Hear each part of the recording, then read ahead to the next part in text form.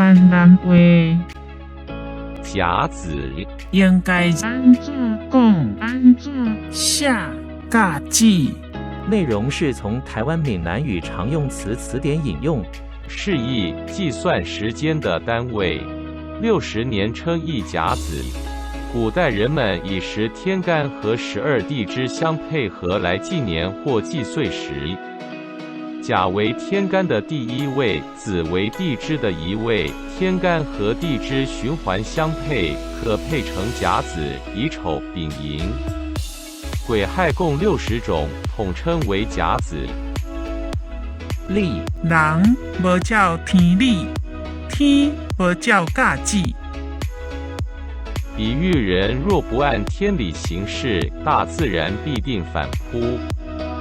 请支持我，点击 subscribe， 然后再单击小铃铛，也不要忘了转发给您的朋友圈。谢谢，请点击下面观看同一系列的影片。